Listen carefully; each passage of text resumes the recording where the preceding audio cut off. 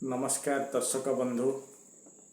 आज आमे माने गोटे सुंदर मोटिवेशनल स्टोरी सुनिबा जहाँ हेउची गोस्वामी तुलसीदास कर आत्मकाहानी।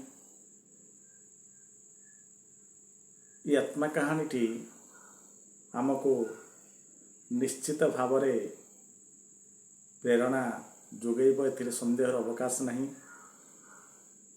दिन थिला जहाको अलक्षणा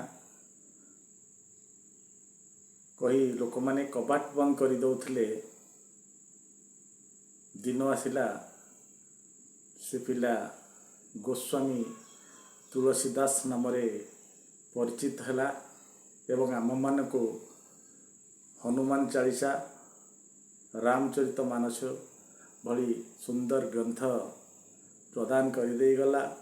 जो ग्रंथ गुड़िक आम मानकर जीवनर अविच्छेद्य अंग पलटि जाइछि। गल्पटी होचे उत्तर प्रदेश गंगा नदी कूल बसिथिबा गोटे गाँर कथा, जोठारे आत्माराम दुबे नामक जनक व्यक्ति भारी इतस्तत अवस्थारे भयभीतत्रस्त अवस्थारे मिलती। तांका पाखरे जने सांगटीए बसी थाए जे किछि हल्का पुल्का कथा कही तांकर मन को हल्का करिया पई चेष्टा करुथाए। कहार ना आत्माराम दुबेंकर। कारणटी हेउची आत्माराम दुबेंकर पत्नी गर्भवती थिले एवं से गोटे घर भितरे गर्भकष्ट सही पड़ी रही थिले। आत्माराम दुबेंकर दुखर कारण हेउची दीर्घ 12 मास बीती जाइथिले मध्य पिला जन्म होई पारि न थाए। सेतिफाई आत्माराम दुबे भारी मनस्ताप रे थांती। से समय देखागला दाई चुनिया बोली जड़े स्त्रीलोक बाहर को आसी खबर देला आत्माराम दुबे को जे तुमर पिलाटी होईची, पिलाटी बेस हुष्टपुष्ट अच्छी एवं पिलाटीर दांत उठी जाइची एवं पिला जन्म हेउ हेउ राम नाम जप करिछि। यहाँ परे दाई चुनिया को आत्माराम दुबे स्त्री स्वास्थ्य विषय पचारिचंती। स्त्री अचेत अछंती बोली दाई चुनिया कहिछि। यहाँ परे आत्माराम दुबे स्त्रीर आसु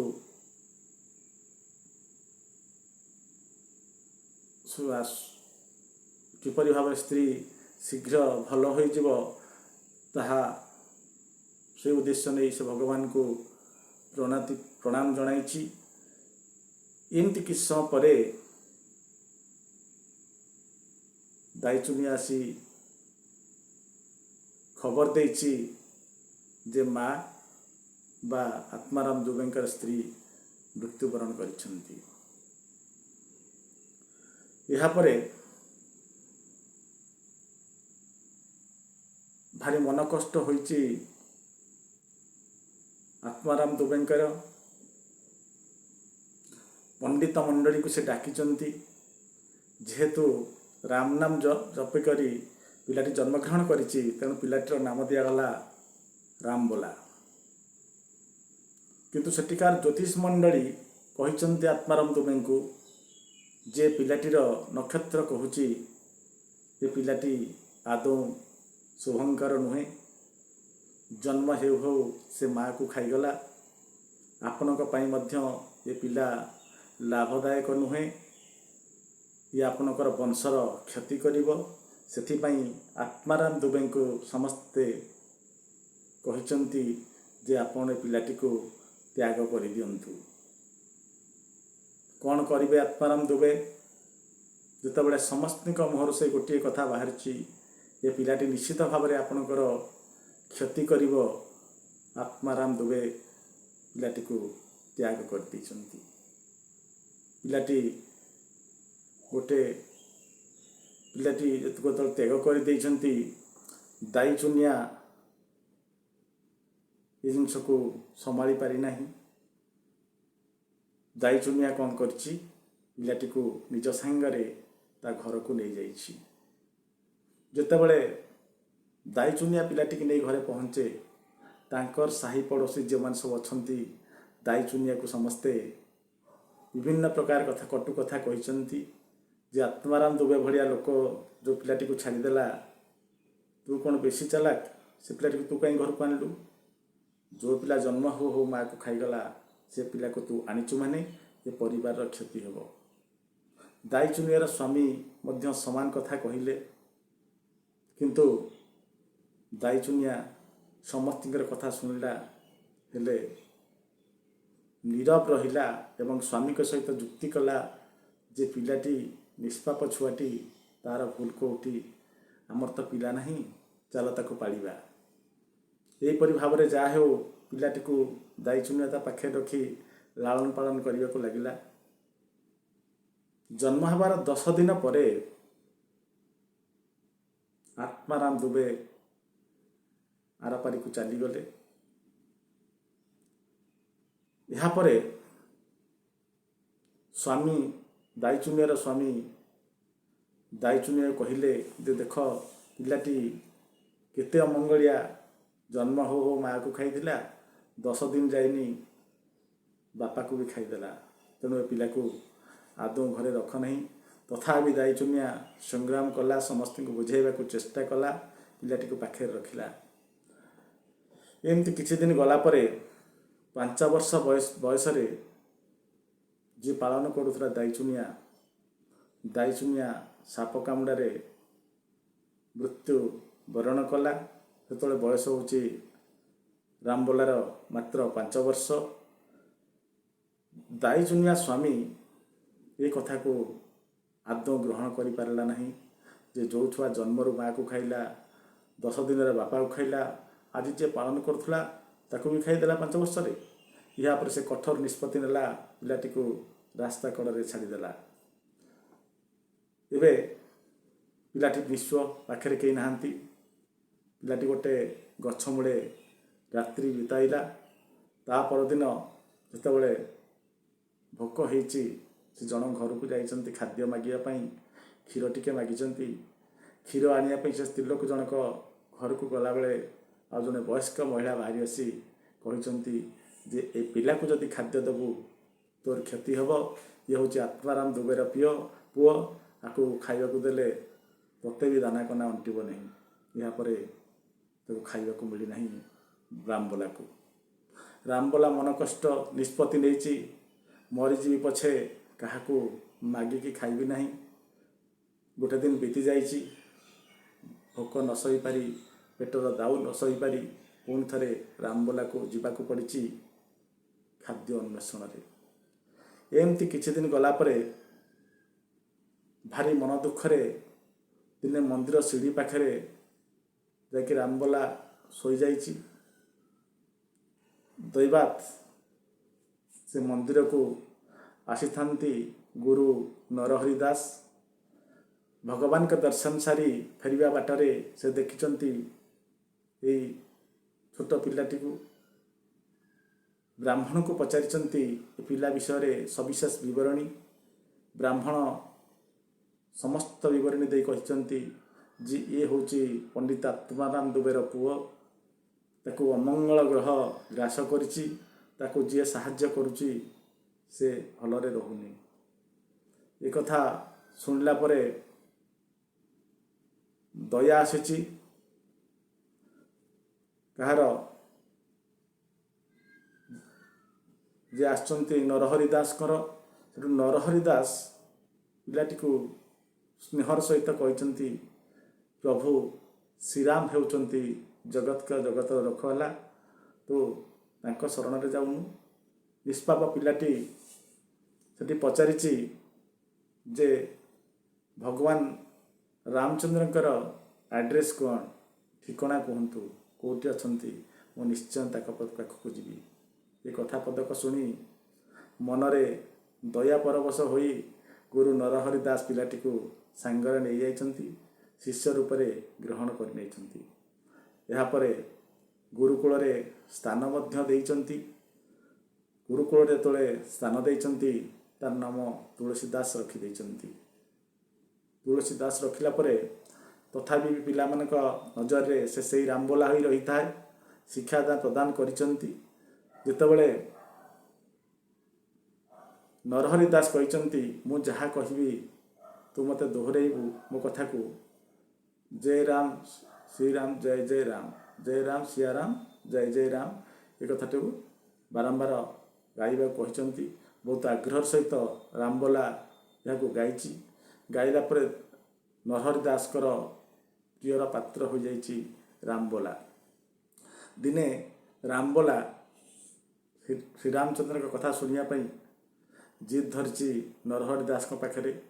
ନରହରି ଦାସ ତା ପାଖରେ ତା ଆଗରେ ସମ୍ପୂର୍ଣ୍ଣ ରାମଚନ୍ଦ୍ରଙ୍କ କଥାକୁ ଗାୟନ କରିଛନ୍ତି। ଭାରି ଆଗ୍ରହର ସହିତ ଶୁଣିଛି ରାମବୋଲା। ତା ମନରେ ଭାରି ଇଚ୍ଛା ଥାଏ କେମିତି ମୁଁ ରାମାୟଣ ବହିଟିକି ସମ୍ପୂର୍ଣ୍ଣ ଅଧ୍ୟୟନ କରିବି। ବହୁତ ଚେଷ୍ଟା କରିଛି କିନ୍ତୁ ତା ମୁଣ୍ଡରେ ପଶିନାହିଁ। ଗୁରୁ ବି ଟିକେ କହିଛନ୍ତି ଯେ ସବୁ ଜିନିଷ ଏତେ ସହଜ ନୁହଁ। ଏଇ ସହଜ ନୁହଁ କଥାଟି ପିଲା ମନରେ ବିରାଟ ବଡ଼ ଆଲୋକପାତ ସୃଷ୍ଟି କରିଛି। ବହୁତ ଚେଷ୍ଟା କରିଛି। ଏମିତି ସମୟ ଆସିଛି ସେ ରାମାୟଣର ଯେଉଁ ରାମାୟଣ ସତ୍କାଳୀନ ସମୟରେ ଥିଲା ତାକୁ ସମ୍ପୂର୍ଣ୍ଣ ରୂପେ କଣ୍ଠସ୍ଥ କରିଦେଇଛି। ଏହାପରେ ଯେତେବେଳେ 10 ବର୍ଷ ବୟସ ହୋଇଛି ସେତେବେଳେ ଗୁରୁ ଡାକିଛନ୍ତି ପାଖକୁ ଏବଂ କହିଛନ୍ତି ଯେ ବର୍ତ୍ତମାନ ତୁମର ଶିକ୍ଷା ସମାପ୍ତ ହୋଇଯାଇଛି। ମୁଁ ଚାହୁଁଛି ତୁମେ ବାହାରକୁ ଯାଅ, ସଂସାର କର। ସଂସାର କରିବା ପାଇଁ ଗୁରୁ ବାଧ୍ୟ କରିଛନ୍ତି ରାମବୋଲାକୁ ଏବଂ କହିଛନ୍ତି ଭଗବାନ ରାମଚନ୍ଦ୍ର ମଧ୍ୟ ସଂସାରୀ ଥିଲେ, ଗୃହସ୍ଥ ଜୀବନ ଯାପନ କରିଥିଲେ। ତେଣୁ ତୁମେ ଗୃହସ୍ଥ ହୁଅ ଏବଂ ମୋ ନିର୍ଦ୍ଦେଶ ମନେ ରଖିବ। ସାରା ଜୀବନ ରାମଚନ୍ଦ୍ରଙ୍କର ଗୁଣଗାନ କରିବ, ତାଙ୍କ ନାମ ପ୍ରଚାର କରିବ। ଏଇଥିରେ ତୁମେ ନିଜକୁ ନିୟୋଜିତ କର। ରାମବୋଲା କହିଛି ଗୁରୁଦେବ ଇଏ ହେଉଛି ମୋ ପରମ ସୌଭାଗ୍ୟ। ମୁଁ ସାରା ଜୀବନ ନିଶ୍ଚିତ ଭାବରେ ସେଇ ଭଗବାନ ରାମଙ୍କ ନାମକୁ ପ୍ରଚାରରେ ବିତେଇବି। ମୁଁ ଆପଣଙ୍କୁ ଏ କଥା ଦେଉଛି। ଏହାପରେ ରାମବୋଲା ଗୁରୁଙ୍କ ପାଖରୁ ଚାଲି ଆସିଛି ଏବଂ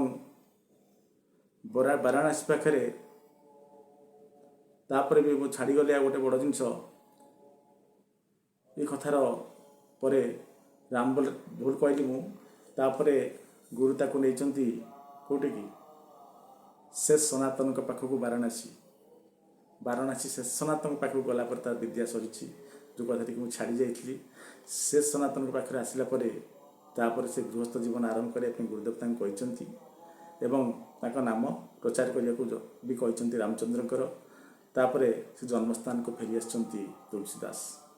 ଜନ୍ମସ୍ଥାନକୁ ଫେରି ଆସିଲା ପରେ ତାଙ୍କର ବିବାହ ପ୍ରସ୍ତାବ ପଡ଼ିଛି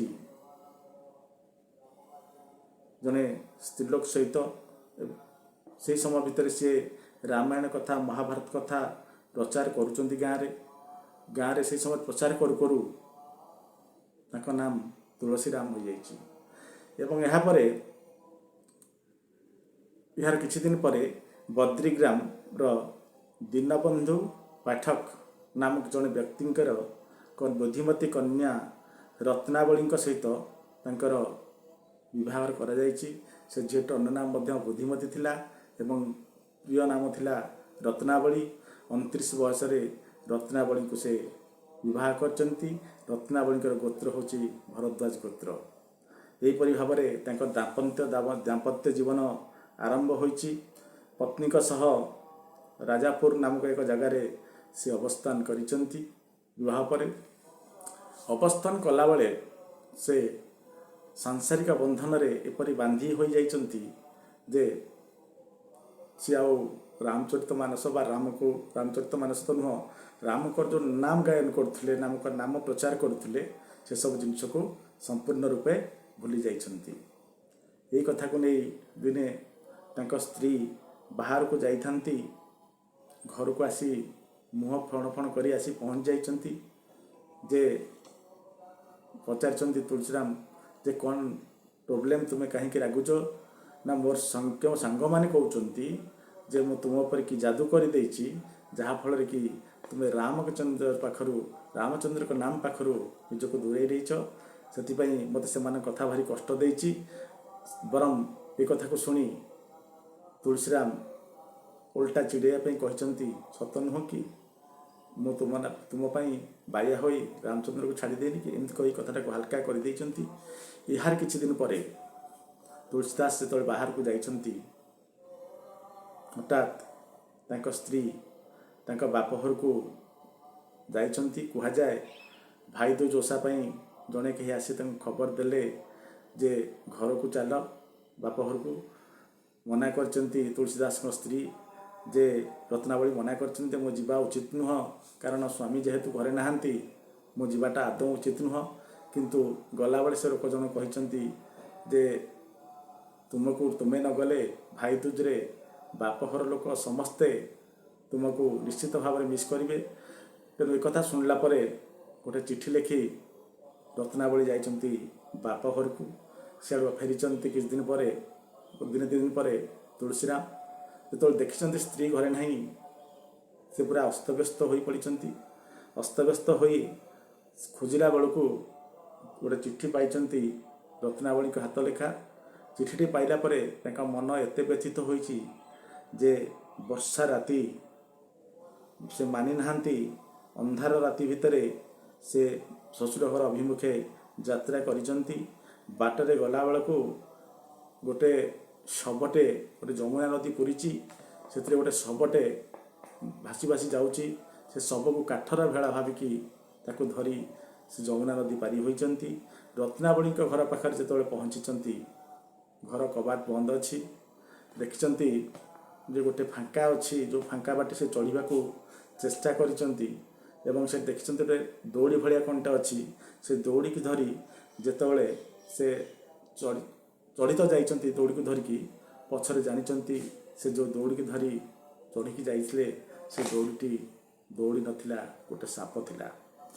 तापरे तुलसीदास को देखी स्त्री भारी असंतुष्ट हो जाइचंती भारी मन दुख भी करिचंती रागिचंती मध्य जे सकाळ बापहर लोक जो जानिबे जे जड़े लोक स्त्री विरह संभाली न पारी तुलसीदास भाया लोक जिते गोटे घर कबाट डेई बा कांथ डेई ससुर घर को आसी केते दुखकर घटना हम केते सम्मान हानि घटव से कथा स्वामी को बुझाई एवं कहिचंती खूब कठोर कंठार कहिचंती जे तुमे मते जेतिकी भल पाउच जेतिकी प्रेम करुच जदि ये हाड़मांस झील को जी प्रेम करुच जब तुम्हें भगवान को सेतिकी प्रेम करत सेतिकी भल पात निश्चित भाव में तुम जीवन सुखमय रसमय हो पड़ता।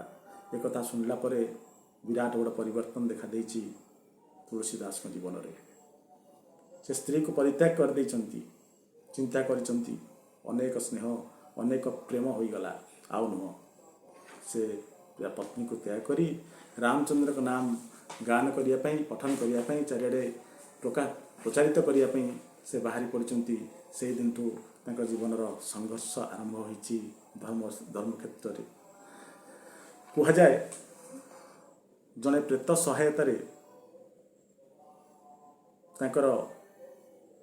हनुमान सहित दर्शन हो जाइथिला गोटे गछर प्रेत जे कि साहाय्य करथिला तुलसीदास को हनुमान सहित भेट करने ये हूँ वाराणसी अवस्थान कला बेलर घटना से घाटर रही से एक घाटर रही राम कथा कहते राम कथा कहवा से अवस्थान करुला समय से तबले प्रातः भ्रमण जाती देखिले जे गोटे गछ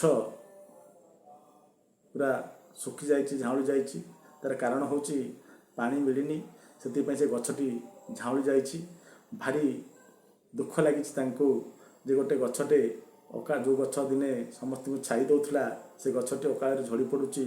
ସେଥିପାଇଁ ସେ କ'ଣ କଲେ, ଯେତେ ଦିନ ଅବସ୍ଥାନ କରୁଥିଲେ ସେଠି, ସେ ସମୟରେ ସକାଳୁ ଗଲାବେଳେ କମଣ୍ଡଳରେ ପାଣି ଟିକେ ନେଇଯାଆନ୍ତି, ସେ ଗଛ ମୂଳେ ଦିଅନ୍ତି। କିଛି ଦିନ ଗଲା ପରେ ଗଛଟି ପୁଣି ଥରେ ପତ୍ର କଅଁଳିଲା। ଏ ଜିନିଷକୁ ଦେଖିଲା ପରେ ତୁଳସୀଦାସଙ୍କର ଏ ପ୍ରକାର କାର୍ଯ୍ୟକ୍ରମକୁ ଦେଖି ପ୍ରେତଟି ଭାରି ଖୁସି ହୋଇଗଲା। ପ୍ରେତର କହିବା କଥା, ମୋର ଯେଉଁ ବାସସ୍ଥାନ ତାକୁ ସଜାଡ଼ି ଦେବା ଲୋକ ହେଉଛନ୍ତି ଏ ତୁଳସୀଦାସ। ସେଥିପାଇଁ ସେ ତୁଳସୀଦାସଙ୍କ ପ୍ରତି ଭାରି କୃତକୃତ୍ୟ ହୋଇପଡ଼ିଲା। ଗୋଟିଏ ଗଛ ମୂଳେ ବସିଥିଲା ବେଳେ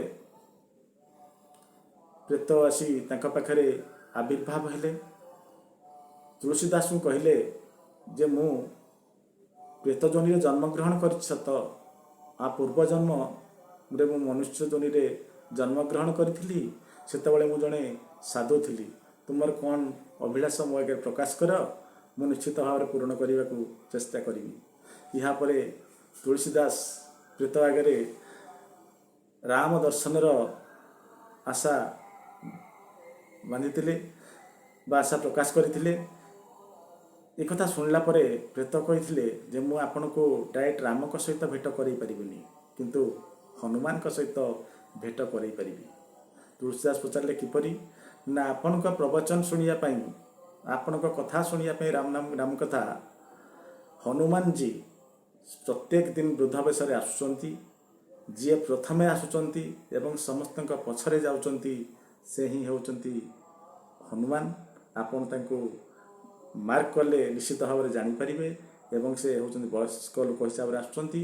ଆପଣ ଦେଖନ୍ତୁ, ଆପଣ ନିଶ୍ଚିତ ହନୁମାନଙ୍କ ଭେଟ ପାଇଯିବେ। ଏହାପରେ ରାମ କଥା କହିଲା ବେଳେ ତୁଳସୀଦାସଜୀ ମହାରାଜ ପରୀକ୍ଷା ନିରୀକ୍ଷା କଲେ। ଅନେକ ଥର ଦେଖିଲେ ଜଣେ ବୃଦ୍ଧ ଲୋକ ସର୍ବପ୍ରଥମେ ଆସୁଛନ୍ତି ଏବଂ ଶେଷରେ ଯାଉଥାନ୍ତି। ଦିନେ ରାମ କଥା ସରିଯାଇଥାଏ, ସେ ବୃଦ୍ଧ ଜଣକ ତଥାପି ଯାଇନଥାନ୍ତି, 10-15 ମିନିଟ୍ ଗଲେ ବି ଯାଇନଥାନ୍ତି। ସେତେବେଳକୁ ଚିହ୍ନି ଯାଇଥାନ୍ତି ତୁଳସୀଦାସ ଯେ ଇଏ ହେଉଛନ୍ତି ହନୁମାନ। ଚୁପଚାପ ତାଙ୍କ ଗୋଡ଼କୁ ଧରି ଶୋଇପଡ଼ିଲେ। ଶୋଇପଡ଼ିଲା ପରେ ତାଙ୍କୁ କହିଲେ, ଆପଣ ଟିକେ ଆପଣଙ୍କର ପ୍ରକୃତ ରୂପରେ ମୋତେ ଦର୍ଶନ ଦିଅନ୍ତୁ। ଏବଂ ଅନ୍ୟାନ୍ୟ ଉପାୟ ହୋଇ ସେ ବୃଦ୍ଧ ଲୋକ ଜଣକ ହନୁମାନ ବେଶରେ ତାଙ୍କୁ ଦେଖାଦେଲେ। ଦେଖାଦେଲା ପରେ ତୁଳସୀଦାସ ତାଙ୍କଠାରୁ ଶ୍ରୀରାମଚନ୍ଦ୍ରଙ୍କ ଦର୍ଶନ ପାଇବା ପାଇଁ ଜିଦ୍ କରିଛନ୍ତି, ମୋତେ ଟିକେ ରାମଚନ୍ଦ୍ରଙ୍କୁ ଦେଖା କରାଇ ଦିଅନ୍ତୁ। ହନୁମାନଜୀ ତାଙ୍କୁ ଏଠୁ ଚିତ୍ରକୂଟ ଯିବା ପାଇଁ ପରାମର୍ଶ ଦେଇଛନ୍ତି। ଏହାପରେ ଚିତ୍ରକୂଟର ରାମଘାଟରେ ଯାଇକି ଅବସ୍ଥାନ କରିଛନ୍ତି ତୁଳସୀଦାସ। କାମତଗିରି ପର୍ବତରେ ବୁଲୁଥିବା ଅବସ୍ଥାରେ ତାଙ୍କର ଦେଖିଛନ୍ତି ଦୁଇ ରାଜକୁମାର ଘୋଡ଼ାରେ ଯାଉଛନ୍ତି, କିନ୍ତୁ ତାଙ୍କୁ ସେ ଚିହ୍ନି ପାରିନାହାନ୍ତି, ଫେରି ଆସିଛନ୍ତି। ତାପରେ ଯେତେବେଳେ ସେ କଥା କହିଛନ୍ତି ହନୁମାନଜୀଙ୍କ ଆଗରେ, ହନୁମାନଜୀ ତାଙ୍କୁ ଦ୍ୱିତୀୟ ଥର ତା ପରଦିନ ସକାଳେ ମନ୍ଦାକିନୀ ନଦୀ ତଟକୁ ଯିବା ପାଇଁ କହିଛନ୍ତି। ତୁଳସୀଦାସ ସେ ଘାଟରେ ଯେତେବେଳେ ଅନ୍ୟମାନଙ୍କୁ ଚନ୍ଦନ ଲଗାଇ ଦେଉଛନ୍ତି, ପିଲା ବେଶରେ ରାମ ଲକ୍ଷ୍ମଣ ଆସି ତାଙ୍କ ପାଖରେ ପହଞ୍ଚିଛନ୍ତି। ଯେତେବେଳେ ସେମାନେ ମୁଣ୍ଡ ଦେଖାଇଛନ୍ତି ଚନ୍ଦନ ଲଗାଇବା ପାଇଁ, ତୁଳସୀଦାସ ଯେତେବେଳେ ତାଙ୍କୁ ଚିହ୍ନି ପାରିନାହାନ୍ତି, କାଳେ ପୁଣି ଚିହ୍ନି ପାରିବେ ନାହିଁ, ରାମ ଲକ୍ଷ୍ମଣ ଫେରିଯିବେ, ସେଥିପାଇଁ ଗୋଟେ ଶୁଆ ବେଶରେ ହନୁମାନଜୀ କହିଛନ୍ତି ଯେଉଁ ପିଲାମାନେ ତୁମ ଆଗରେ ଠିଆ ହୋଇଛନ୍ତି ସେହି ରାମ ଲକ୍ଷ୍ମଣ, ତାଙ୍କ ଦେହରେ ଚନ୍ଦନ ଲଗାଇ ଦିଅ। ଏ ଚନ୍ଦନ ଯାହା ଭାବ ବିହଳ ଚନ୍ଦନ ଲଗାଇ ପାରିନାହାନ୍ତି। ଶେଷରେ ରାମଚନ୍ଦ୍ର ନିଜେ ତାଙ୍କ ଥରୁ ଚନ୍ଦନ ନେଇ ନିଜେ ମୁଣ୍ଡରେ ମାରିଛନ୍ତି ଏବଂ ତୁଳସୀଦାସକୁ ମାରିଦେଇ ଅନ୍ତର୍ଧ୍ୟାନ ହୋଇଯାଇଛନ୍ତି। ତାପରେ ରାମ ପ୍ରବଚନରେ ଯେତେବେଳେ ରାମଚନ୍ଦ୍ରଙ୍କ ସହିତ ସଂସ୍ପର୍ଶରେ ଆସିଲେ, ରାମଚନ୍ଦ୍ରଙ୍କର ଦର୍ଶନ ପାଇଲେ, ତାପରେ ସେ ରାମ ପ୍ରବଚନରେ ମାତି ରହିଲେ। ତାପରେ ତାଙ୍କ ଗାଁରୁ ଅନନ୍ତ ଆସି ଖବର ଦେଲା ଶ୍ୱଶୁରଘର ଗାଁରୁ ଯେ ତାଙ୍କ ପତ୍ନୀ ଓ ଶ୍ୱଶୁର ମରିଯାଇଛନ୍ତି। ଏହାପରେ ଅନନ୍ତକୁ ନେଇ ସେ ତୀର୍ଥଯାତ୍ରାରେ ବାହାରିଗଲେ, ବୃନ୍ଦାବନ ଗଲେ। ବୃନ୍ଦାବନରେ ଯେତେବେଳେ ସେ ପହଞ୍ଚନ୍ତି, ଅନେକ ଲୋକ ଦେଖିବାକୁ ଠିଆ ହୋଇଛନ୍ତି ଯେ ଶ୍ରୀକୃଷ୍ଣଙ୍କ ମନ୍ଦିର, ଇଏ ତ ରାମ ଭକ୍ତ, ଶ୍ରୀକୃଷ୍ଣ ମନ୍ଦିରରେ ମଥା ନଉଛନ୍ତି ନା ନାହିଁ। ଯାଇଛନ୍ତି ତୁଳସୀଦାସ ମନ୍ଦିରକୁ। ସେ ମନ୍ଦିରରେ ଶ୍ରୀକୃଷ୍ଣଙ୍କୁ ନମସ୍କାର କରୁ କରୁ ଲୋକମାନେ ଦେଖିଛନ୍ତି, ଲୋକମାନେ ନଜରକୁ ଆସିଛି ଶ୍ରୀକୃଷ୍ଣ ରାମଚନ୍ଦ୍ର ହୋଇଯାଇଛନ୍ତି। ସମସ୍ତେ ରାମ ବେଶରେ ମଧ୍ୟ ଦର୍ଶନ କରିଛନ୍ତି। ଏ କଥା ଦେଖିଲା ପରେ ତୁଳସୀଦାସ ସମସ୍ତଙ୍କ ଆଗରେ କହିଛନ୍ତି, ଯିଏ କୃଷ୍ଣ ସିଏ ରାମ, ଏ ଦୁଇ ଜଣ ଅଦ୍ୱିତୀୟ, ଏମାନଙ୍କର କିଛି ଭେଦଭାବ ନାହିଁ। ଏହାପରେ ରାଜସ୍ଥାନରେ ମୁଗଲ ଶାସନ ଚାଲିଥାଏ। ଆକବରଙ୍କ ବିରୁଦ୍ଧରେ ତୁଳସୀଦାସ ସୁର ଉତ୍ତୋଳନ କରୁଥାନ୍ତି। ଥରେ ନିଚ ଲୋକ ଦର୍ଶନ କରିବାକୁ ଆସିଲେ ତାଙ୍କୁ ବ୍ରାହ୍ମଣ ଲୋକ ଛାଡ଼ୁନଥାନ୍ତି। ସେ ନିଚ ଲୋକମାନଙ୍କୁ ଦର୍ଶନ ଦେବା ପାଇଁ ନିଜେ ତୁଳସୀଦାସ ଯାଇ ତାଙ୍କ ମହନୀୟତାର ଦେଖାଇଲେ ଯେ ଦିନେ ରାମଚନ୍ଦ୍ର ଏଇଭଳି ନିଚ ଲୋକମାନଙ୍କୁ ନେଇ ଲଙ୍କାରେ ରାବଣ ସହିତ ଲଢ଼ିଥିଲେ କହି ଯାଇ ଦର୍ଶନ ଦେଲେ। ଏହା ତାଙ୍କ ମହନୀୟତା ପ୍ରକାଶ କଲେ। ଏହାପରେ ତାଙ୍କର ସମ୍ପୂର୍ଣ୍ଣ ରୂପେ ଆକବରଙ୍କ ଶାସନ ବିରୁଦ୍ଧରେ ସେ ସ୍ୱର ଉତ୍ତୋଳନ କରିଥିଲେ। ଥରେ ତୁଳସୀଦାସଙ୍କୁ ଭେଟ କରିବାକୁ ରାଣା ପ୍ରତାପ, ଯେ ନିବାରର ରାଣା ପ୍ରତାପ, ଏବଂ ତାଙ୍କ ଦୁଃଖ କାହାଣୀ କହିଲେ ଯେ କିଭଳି ଅର୍ଥାଭାବ ଥିଲା ଯୋଗୁଁ ସେ ଆକବରଙ୍କ ସହିତ ଲଢ଼ି ପାରୁନାହାନ୍ତି। ଭାମାସା ସେହି ସମୟରେ ଆସିଥାନ୍ତି। ଭାମାସା କିଛି ଟଙ୍କା ଦେଲେ, ଯାହାକୁ କି ଗ୍ରହଣ କଲେନି ନିବାର ରାଣା ପ୍ରତାପ। ସେ କହିଲେ ଯେ ମୁଁ ଜଣେ ରଜା, ମୁଁ ଜଣେ କ୍ଷତ୍ରିୟ, ମୁଁ କିପରି ଭାବରେ ତୁମଠାରୁ ପଇସା ନେବି ମୋର ଯୁଦ୍ଧ କରିବା ପାଇଁ। ସେଠୁ ପଇସା ଦେଇଥିଲେ ଭାମାସା ତୁଳସୀଦାସକୁ। ତୁଳସୀଦାସଙ୍କ ଠାରୁ ଗ୍ରହଣ କଲେ କିଏ ରାଣା ପ୍ରତାପ। ସେହି ସମୟରେ କଥୋପକଥନ ଭିତରେ ସେମାନେ ମାନସିଂଙ୍କ କଥାବାର୍ତ୍ତା ହେଲେ ଯେ ମାନସିଂ ଜଣେ ମନ୍ତ୍ରୀ ଅଛନ୍ତି, କିପରି ଆକବରଙ୍କ ପାଖରେ ଯେ ଆମର ଲୋକ ସେ କିପରି ଆମ ବିରୁଦ୍ଧରେ ଲଢ଼ୁଛନ୍ତି। ଏହାପରେ ତୁଳସୀଦାସ କହିଥିଲେ ଯେ ମାନସିଂ ନିଶ୍ଚିତ ଭାବରେ ପୁଣି ଥରେ ଠିକ୍ ରାସ୍ତାକୁ ଫେରିଆସିବ। ପ୍ରକୃତରେ କିଛି ଦିନ ପରେ ମାନସିଂ ଭେଟ କରିବାକୁ ଆସିଥିଲେ କାହାକୁ, ତୁଳସୀଦାସକୁ। ତୁଳସୀଦାସକୁ ଭେଟିଲା ପରେ ସେ ତାଙ୍କର ଭୁଲ ବୁଝିପାରିଛନ୍ତି ଏବଂ ସୈନ୍ୟ ଫେରାଇ ନେଇଛନ୍ତି।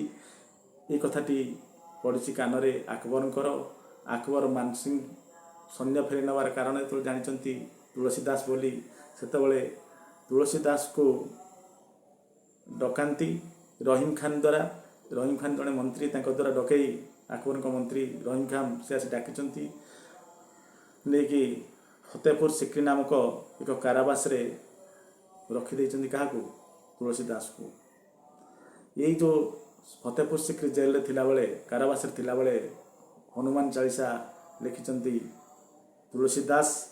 ଏବଂ ଏହି ହନୁମାନ ନିଜ ରଚିତ ହନୁମାନ ଚାଳିଶାକୁ 40 ଦିନ ପଢ଼ିଲା ପରେ କୁଆଡ଼ୁ କେଜାଣି ଏତେ ମାଙ୍କଡ଼ ଆସି ଆକ୍ରମଣ କଲେ ଯେ ବାଧ୍ୟ ହେଲେ ଆକବର ସେ ଯେଉଁ ଜେଲକୁ ଦ୍ୱାର ଖୋଲିଦେବା ପାଇଁ। କାରଣ ସେ ସହରରେ କାହାକୁ ରଖେଇ ଦେଲେଣି ମାଙ୍କଡ଼ମାନେ, ଏତେ ଜୋରେ ଆକ୍ରମଣ କଲେ ସେଥିପାଇଁ। ଏବଂ ଆକବର ବାଧ୍ୟ ହେଲେ ଆଙ୍କୁ ଛାଡ଼ିଦେବା ପାଇଁ। କାହାକୁ? ତୁଳସୀଦାସକୁ। ଏହାପରେ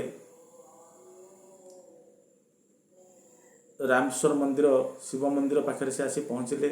ଶିବଙ୍କୁ ଆରାଧନା କଲେ, ଶିବଙ୍କ ସ୍ତୁତି କଲେ। ଶିବଙ୍କୁ ଆକ୍ଚୁଆଲି ସେ ସମୟର ବ୍ରାହ୍ମଣମାନେ ତାଙ୍କୁ ଶିବଙ୍କ ଦର୍ଶନ ପାଇଁ ଆଲାଉ କରୁନଥିଲେ, କିନ୍ତୁ ଶିବଙ୍କୁ ସେ ଏଭଳି ଭାବରେ ଡାକିଲେ ତୁଳସୀଦାସ ବାହାରେ ରହି ଯେ ଶିବ ନିଜେ ପ୍ରତ୍ୟକ୍ଷ ଦେଖାଦେଲେ ଏବଂ ତାଙ୍କୁ କହିଲେ ତୁମେ ବାରାଣାସୀ ଯାଅ, ତୁମର ମଙ୍ଗଳ ହେବ। ଏହାପରେ ତୁଳସୀଦାସ ଫେରିଆସିଥିଲେ ବାରାଣାସୀକୁ। ବାରାଣାସୀର 80 ଘାଟ ପାଖରେ ବସି ରାମଚରିତ ମାନସ ଗାନ କଲେ। ବିଭିନ୍ନ ଅଞ୍ଚଳର ଲୋକମାନେ ଆସି ଶୁଣିଲେ। ସେଠି ରାମଚରିତ ମାନସ ବି ଲେଖିବା ଆରମ୍ଭ କରିଛନ୍ତି। ଯେତେବେଳେ ଲେଖୁ ଲେଖୁ ସେ ରାମଚରିତ ମାନସ ଲେଖିବାକୁ ଚେଷ୍ଟା କଲେ। ରାମଚରିତ ମାନସ ଲେଖନ ବି ସରିଗଲା। ଯେତେବେଳେ ସରିଗଲା, ସେ ସମୟର ପଣ୍ଡିତମାନେ ଏକାଠି ହେଲେ। ସେମାନେ କହିଲେ ଯେ ତୁମେ ଧର୍ମ ବିରୋଧୀ କାର୍ଯ୍ୟକ୍ରମ କରୁଛ। ଭଗବାନଙ୍କର ନାମକୁ, ଭଗବାନ ରାମଙ୍କ ନାମକୁ ସଂସ୍କୃତ ଛଡ଼ା ଅନ୍ୟ କୌଣସି ଲାଙ୍ଗୁଏଜରେ ଲେଖି ହେବନି। ତୁମେ ହିନ୍ଦୀରେ ଲେଖିବାକୁ ଚେଷ୍ଟା କରୁଛ ରାମଚରିତ ମାନସ, ଯାହାଦ୍ୱାରା କି ତୁମେ ଧର୍ମ ବିରୋଧୀ କାର୍ଯ୍ୟକ୍ରମ କରୁଛ। ଏ କଥାବାର୍ତ୍ତା ହେଲା ପରେ ଗୋଟେ ଡିସିସନ୍ କରା, ଗୋଟେ ମଣ୍ଡଳୀ ଆସିଲା। ସେ ମଣ୍ଡଳୀ ଡିସିସନ୍ ନେବାର ଦାୟିତ୍ୱ ଦେଲା ଯେ ଡିସିସନ୍ କରିବା। ସେଠୁ ସମସ୍ତେ କଥା ହେଲେ ନିକଟରେ ଥିବା ଶିବ ମନ୍ଦିର ଭିତରେ କ'ଣ କରିବା ନା ଶିବଲିଙ୍ଗ ପାଖରେ ରଖିଦେବା ଏ ଗ୍ରନ୍ଥକୁ। ଏ ଗ୍ରନ୍ଥ ଭଗବାନ ବିଚାର କରିବେ ଏ ଗ୍ରନ୍ଥଟିର କ'ଣ କରାଯିବ। ଏହାପରେ ସମସ୍ତଙ୍କ ଗ୍ରନ୍ଥ ସମଗ୍ରନ୍ଥ ସହିତ ତୁଳସୀଦାସଙ୍କ ରଚିତ ରାମଚରିତ ମାନସକୁ ରଖାଗଲା ଶିବଲିଙ୍ଗ ପାଖରେ କବାଟ ବନ୍ଦ କରିଦିଆଗଲା। ସକାଳୁ କବାଟ ଖୋଲିଲା ବେଳକୁ ରାମଚରିତମାନସ ସମସ୍ତ ଗ୍ରନ୍ଥର ଉପରେ ଥିଲା ଏବଂ ସେଠିକାର ସେତେବେଳେ ପଣ୍ଡିତମାନେ ଭୁଲ ମାଗିଲେ ଏବଂ ତାପରେ ରାମଚରିତମାନସ ପ୍ରକାଶିତ ହେଲା ହିନ୍ଦୀରେ ଏବଂ ଆମମାନେ ପଢ଼ିବାକୁ ସୁଯୋଗ ପାଇଲେ। ଏହାପରେ ଧୀରେ ଧୀରେ ଯଶ ବଢ଼ିବାରେ ଲାଗିଲା ତୁଳସୀଦାସଙ୍କର। ସେ ଗଙ୍ଗା କୂଳରେ ଅସିଘାଟରେ ହନୁମାନ ମନ୍ଦିରଟିଏ ନିର୍ମାଣ କଲେ। ସେ ହନୁମାନ ମନ୍ଦିରର ନାଁ ରହିଲା ସଙ୍କଟମୋଚକ ହନୁମାନ ମନ୍ଦିର, ସଙ୍କଟମୋଚନ ହନୁମାନ ମନ୍ଦିର। ସେ ଅସିଘାଟରେ ଶେଷରେ ସମାଧି ନେଲେ। ସମାଧି ନେଇ ଚାଲିଗଲେ ସତ, କିନ୍ତୁ ଆମକୁ ଦୁଇଟି ସୁନ୍ଦର ଗ୍ରନ୍ଥ ଦେଇଗଲେ। ଗୋଟେ ହେଉଛି ରାମଚରିତମାନସ, ଆଉ ଗୋଟେ ହେଉଛି ଆମର ପ୍ରିୟ ହନୁମାନ ଚାଳିଶା। ତେଣୁ ଦେଖିଲେ ତ ସଂଘର୍ଷମୟ ଜୀବନ ହୋଇପାରେ, କିନ୍ତୁ ସଂଘର୍ଷ ଛାଡ଼ି ନଥିଲା ସେଇ ଅମାନିଆ ପିଲା, ସେ ଛୋଟ ପିଲା ରାମଭୋଲା।